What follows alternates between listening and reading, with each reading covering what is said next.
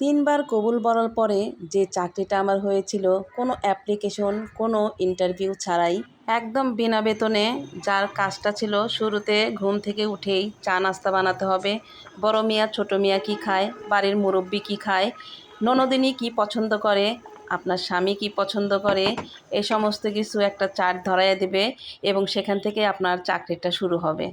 যেসব অবিবাহিত মেয়েরা আছো, যারা বিয়ের জন্য লাফালাফি করতেছো, একটু চিন্তা ভাবনা করে বিয়ের পিড়িতে বসবা, বুঝছো? তোমরা তো ভাবতেছো যে বাবার বাড়িতে থাইকা বাবা মা শুধু পড়াশোনা করতে বলে, চিল্লাচিল্লি করে, তাদের কথা একদমই ভাল লাগে না। ভাবতেছো বিয়ের পরে যায় তোমরা স্বামীর সাথে সংসার করবা, কিন্তু না, শ্বশুরবাড়ির চাকরিটা অতটাও সহজ না বন্ধুরা।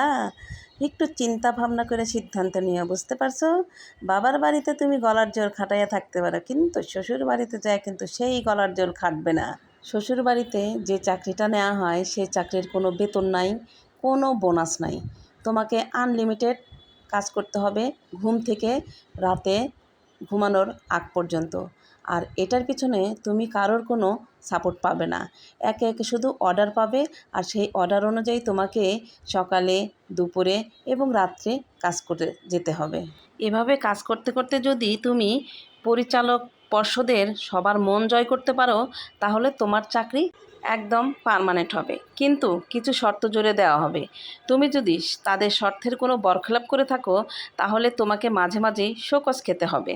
বারবার শোকজ খেলে বুঝতেই পারছো তোমার পায়ের তলে মাটি কিন্তু একটু একটু কমে যাবে। তোমাকে চিন্তা করতে হবে, বাবার বাড়ি থেকে লাল শাড়ি পরে এসেছো আর শ্বশুরবাড়ি থেকে সাদা শাড়ি পরে তোমাকে বিদায় নিতে হবে।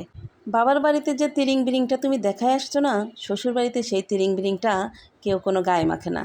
তুমি বাপের এক বেটি হতে পারো, কিন্তু শ্বশুরবাড়িতে তার কোনো প্রায়োরিটি নাই। বুঝতে পেরেছো মেয়েরা? তাই বিয়ে করার আগে 100 বার ভাববে।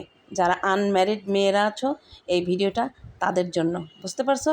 আর সেখানে গিয়ে তোমাকে সবার পছন্দ মতো রান্না করতে হবে। সেটার মধ্যে যদি নুন ঝাল একটু কম হয় না, এটার জন্য তোমাকে কিন্তু ডিসকোয়ালিফাইও করতে পারে।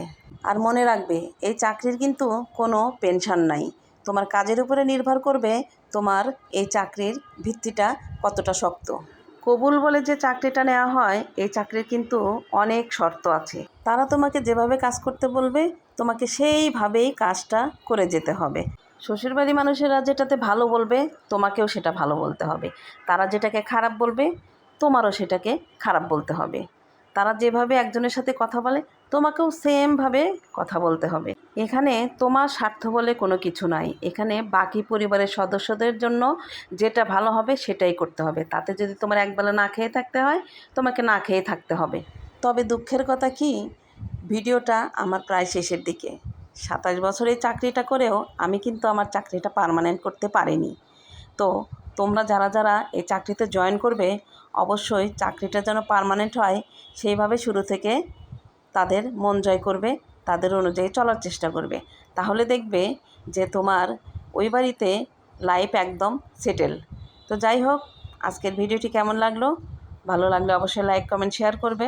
দেখা হবে নতুন কোনো ভিডিও বা ব্লগে। বাস্তবতা বড়ই কঠিন, আসলে এটা মেনে নেওয়া যায় না। সবার জীবনই একরকম না। ভিডিওটি কাউকে উদ্দেশ্য করে বা কাউকে হেয় করার জন্য এই ভিডিওটি আমি তৈরি করিনি, ভালো লাগা থেকে তৈরি করেছি। আজকে বিদায় নিচ্ছি, দেখা হবে নতুন ভিডিওতে। আল্লাহ হাফেজ।